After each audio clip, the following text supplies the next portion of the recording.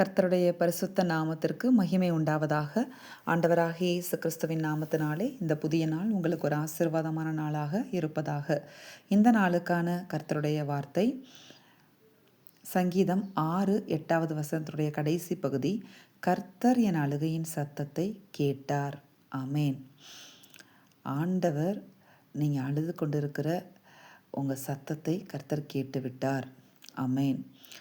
நீங்கள் தாவீதை போல நீங்கள் சத்தமாக ஒருவேளை ஆண்டவர்கிட்ட அழுது வேண்டிக் கொண்டிருக்கலாம், கதறி கொண்டிருக்கலாம். அந்த சத்தத்தை கர்த்தர் கேட்டிருக்கிறார். எந்த காரியத்திற்காக நீங்கள் ஆண்டவர்கிட்ட அழுதுட்ருக்கீங்களோ அந்த காரியத்தில் கர்த்தர் உங்கள் அழுகையின் சத்தத்தை கேட்டிருக்கிறார்.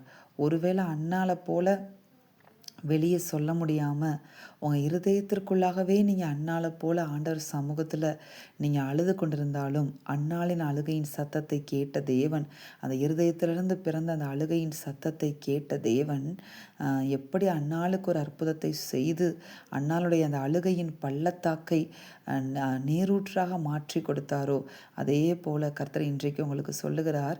நீங்கள் கடந்து போய் கொண்டிருக்கிற அந்த அழுகையின் பள்ளத்தாக்கை கர்த்தர் நீரூற்றாக மாற்றப் போகிறார். ஆமேன்.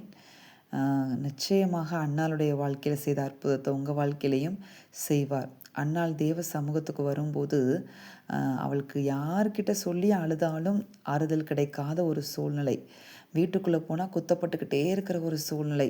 அப்படிப்பட்ட சூழ்நிலையில் வீட்டுக்குள்ளேயும் இருக்க முடியலை. அவளால் வெளியே யாருக்கிட்டையும் சொல்லி அவளுடைய இருதய வேதனையை புரிய வைக்கவும் முடியவில்லை. அப்படிப்பட்ட சூழ்நிலையில் தேவ சமூகத்தில் கண்ணீரோடு அவள் விண்ணப்பம் செய்துவிட்டு கடந்து போகிறாள். அவளுடைய கண்ணீரை முழுவதுமாக தேவ சமூகத்தில் தன்னுடைய இருதயத்தை கண்ணீர் மூலமாக ஊற்றுகிறதை நம்ம பார்க்க முடியும். அந்த அன்னாளுடைய அந்த அழுகையின் சத்தத்தை, அந்த கண்ணீரை தேவன் கண்டார். அதை கண்ட தேவன் என்ன செய்தார் தெரியுமா? அவள் என்ன கேட்டுட்டு போனாலோ ஆண்டவர்கிட்ட அதை அப்படியே ஆண்டவர் அவளுக்கு கொடுத்ததுமன்றி ஒரு சாமுவேலுக்கு அப்புறம் அடுத்ததாக 5 பிள்ளைகளையும் கொடுத்து அன்னாளை ஆசிர்வதித்தார். அதாவது அன்னாளுடைய அழுகையின் சத்தத்தை ஆனந்த சத்தமாக தேவன் மாற்றினார். அதைத்தான் பார்த்தீங்கன்னா 1 சாமுவேல் 2ஆம் அதிகாரத்தில் அன்னாள் தேவனை புகழ்ந்து பாட்டு எழுதுகிறாங்க.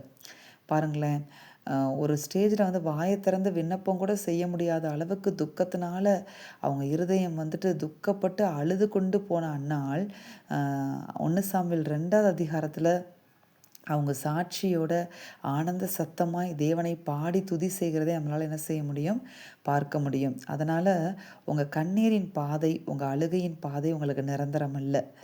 எது வரைக்கும் எப்போ அது மாறும் அப்படின்னு நீங்கள் பார்த்தீங்கன்னா, உங்கள் கண்ணீரை, உங்கள் அழுகையை நீங்கள் தேவ சமூகத்தில் அன்னாலை போல் நீங்கள் ஊற்றிட விடும் பொழுது அது உங்களுக்கு நிரந்தரம் அல்ல. நிச்சயமாகவே அந்த அழுகையின் பள்ளத்தாக்க நீங்கள் கடந்து போய் கொண்டிருக்கிற அந்த சூழ்நிலையை தேவன் நீரூற்றாக மாற்றுவார்.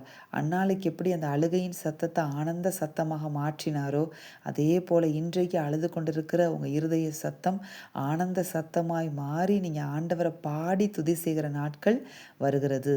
கர்த்தர் உங்களை இந்த வார்த்தையின்படி ஆசிர்வதிப்பார். நாம் ஜெபிப்போமா? எங்கள் அன்பின் பரலோக பிதாவே, நீர் கொடுத்த அந்த வார்த்தைகளுக்காக உமக்கு நன்றி. இந்த வார்த்தையின்படி உங்கள் பிள்ளைகள் ஒவ்வொருவரையும் ஆசிர்வதிங்க. பிள்ளைகள் கடந்து போய் கொண்டிருக்கிற அழுகையின் பள்ளத்தாக்கை நீரூற்றாக நீர் மாற்றி விடுவீராக. எல்லா அழுகையின் சத்தங்களையும் ஆனந்த சத்தமாக மாற்றி உமது நாமத்திற்கு பிள்ளைகளுடைய வாழ்க்கையில் மகிமை நீர் கொண்டு வரும்படியாய் நாங்கள் ஜெபித்து உம்முடைய கரத்தில் ஒப்பு கொடுக்கிறோம். கண்ணீர் யாவையும் துடைங்கப்பா. உங்கள் பிள்ளைகளோடு கூட இருந்து நீங்கள் எல்லாவற்றையும் மாற்றி உமது பிள்ளைகளுக்கு சந்தோஷத்தை கொடுங்க. இயேசுவின் நாமத்தில் பிதாவே, ஆமேன்.